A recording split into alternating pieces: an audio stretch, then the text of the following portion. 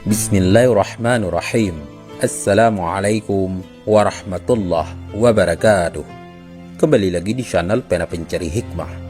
Kali ini kita akan bahas malaikat menyuruh iblis bertemu Rasulullah Shallallahu Alaihi Wasallam.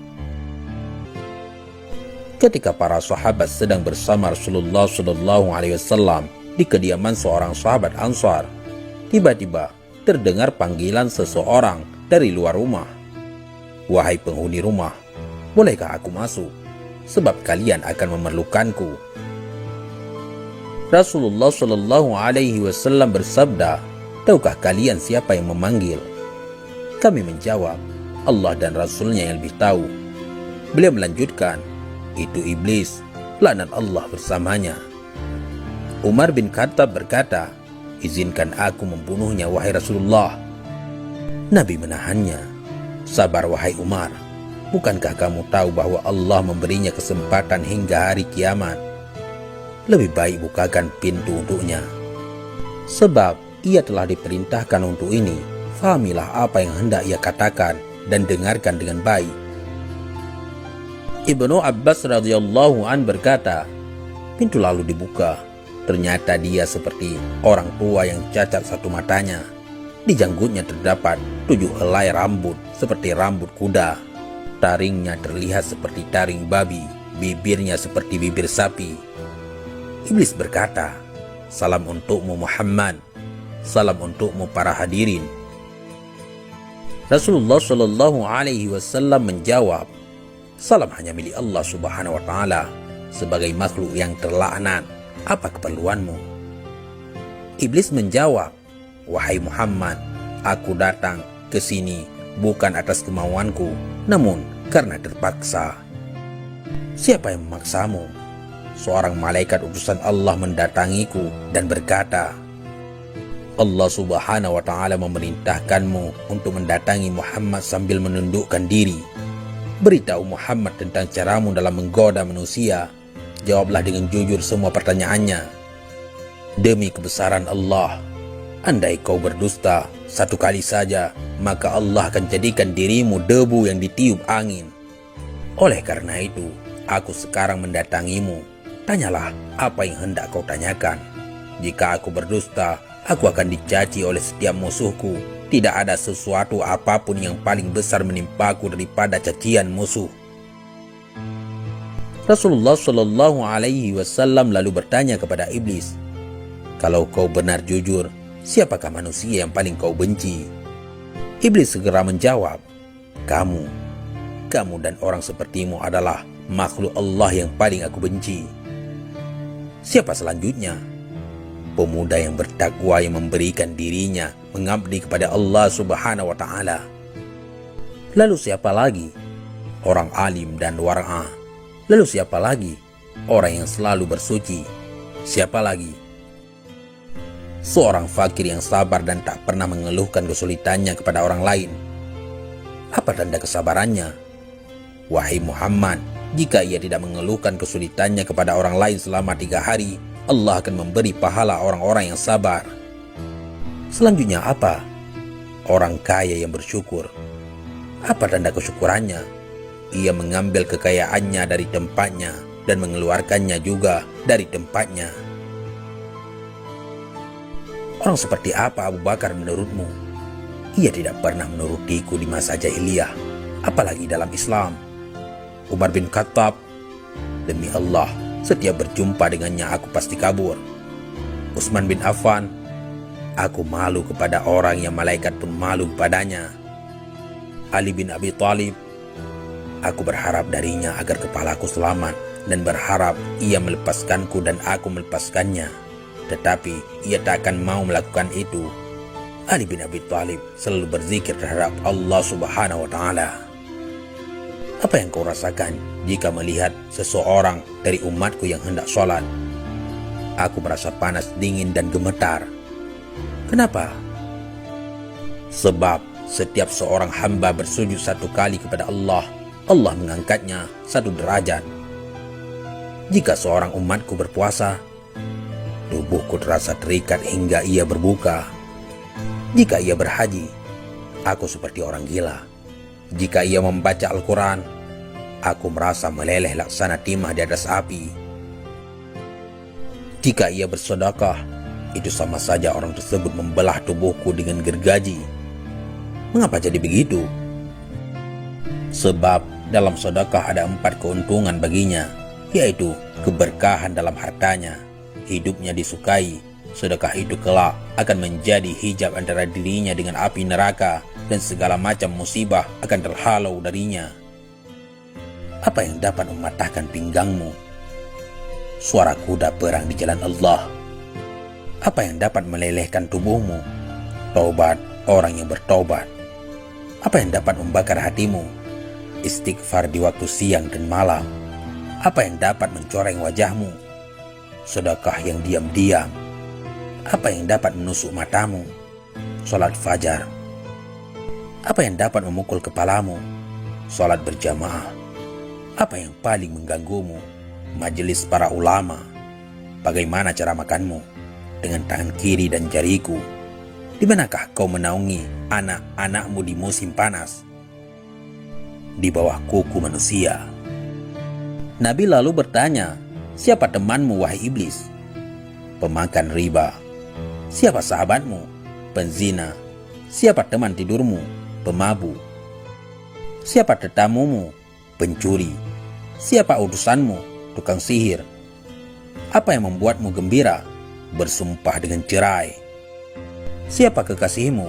Orang yang meninggalkan sholat Jumat. Siapa manusia yang paling membahagiakanmu? Orang yang meninggalkan sholatnya dengan sengaja.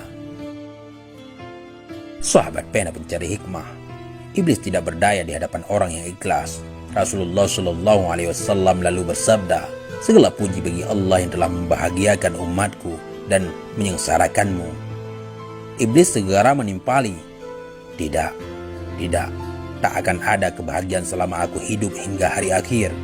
Bagaimana kau boleh berbahagia dengan umatmu, sementara aku boleh masuk ke dalam aliran darah mereka, dan mereka tak boleh melihatku? Demi yang menciptakan diriku dan yang memberikanku kesempatan hingga hari akhir, aku akan menyesatkan mereka semua, baik yang bodoh atau yang pintar, yang boleh membaca dan tidak boleh membaca, yang durjana dan yang soleh, kecuali hamba Allah yang ikhlas. Siapa orang yang ikhlas menurutmu? Tidakkah kau tahu wahai Muhammad, bahwa barang siapa yang menyukai emas dan perak, ia bukan orang yang ikhlas. Jika kau lihat seseorang yang tidak menyukai dinar dan dirham, tidak suka pujian dan sanjungan, aku boleh pastikan bahwa ia orang yang ikhlas, maka aku meninggalkannya. Selama seorang hamba masih menyukai harta dan sanjungan dan hatinya selalu terikat dengan kesenangan dunia, ia sangat patuh padaku. Tahukah kamu Muhammad bahwa aku mempunyai 70.000 anak, dan setiap anak memiliki 70.000 syaitan? Sebahagian ada yang aku tugaskan untuk mengganggu ulama, sebahagian untuk mengganggu anak-anak muda, sebahagian untuk mengganggu orang-orang tua, sebahagian untuk mengganggu wanita-wanita tua, sebahagian anak-anakku juga aku tugaskan kepada para zahid. Aku punya anak yang suka mengencingi telinga manusia sehingga ia tidur pada salat berjamaah. Tanpanya manusia tidak akan mengantuk pada waktu salat berjamaah. Aku punya anak yang suka menaburkan sesuatu di mata orang yang sedang mendengarkan ceramah ulama hingga mereka tertidur dan pahalanya terhapus. Aku punya anak yang senang berada di lidah manusia. Jika seseorang melakukan kebajikan lalu ia kabarkan kepada manusia, maka 99% pahalanya akan terhapus. Pada setiap seorang wanita yang berjalan, anakku dan syaitan duduk di pinggul dan pahanya, lalu menghiasinya agar setiap orang memandanginya.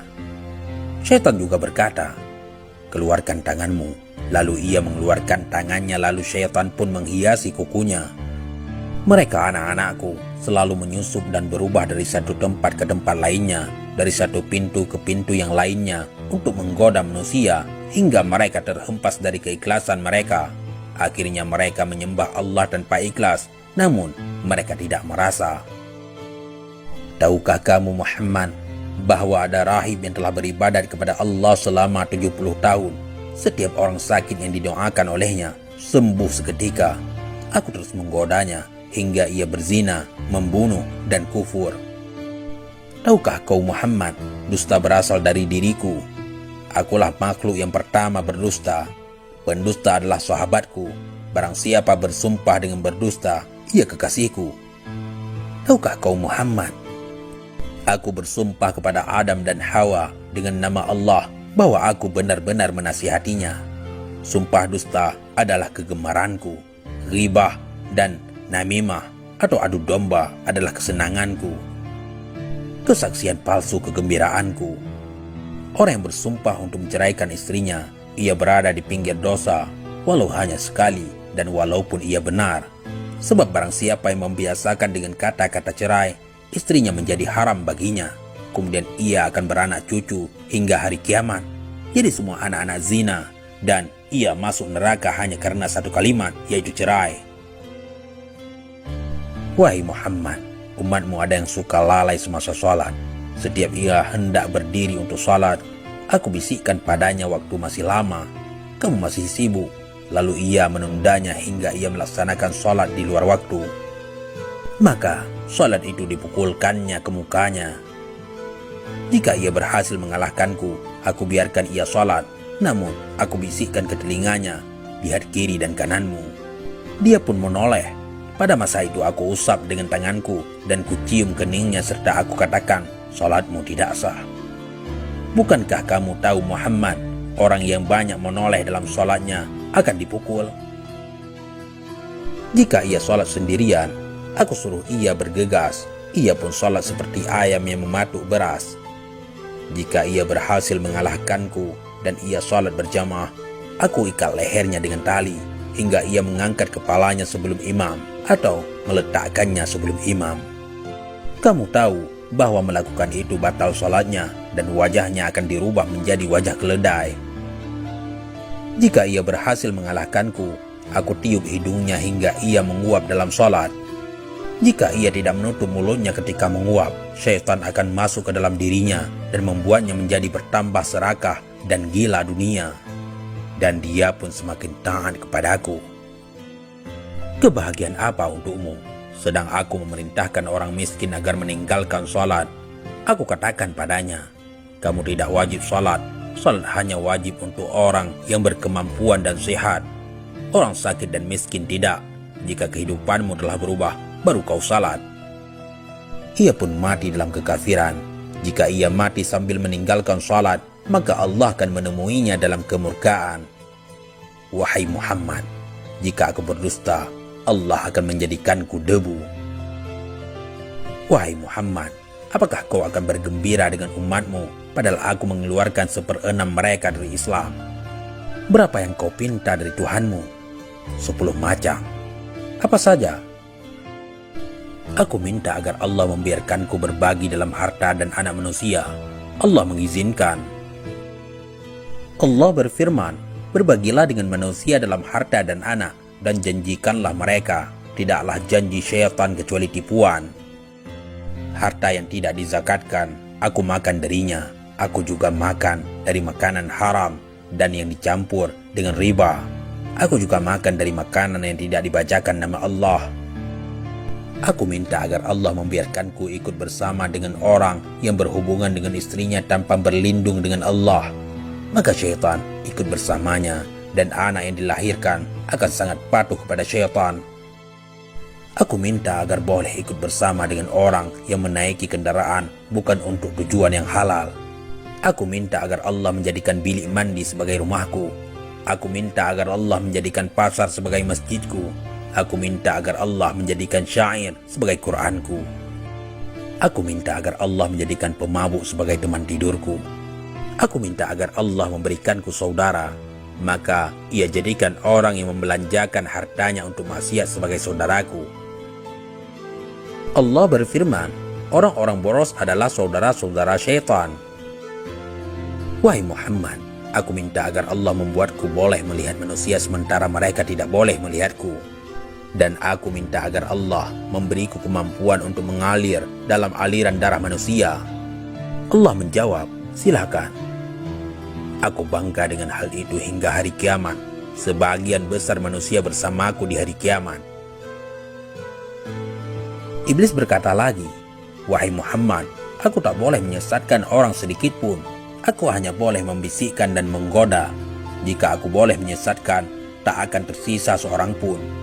Sebagaimana dirimu, kamu tidak boleh memberi hidayah sedikit pun.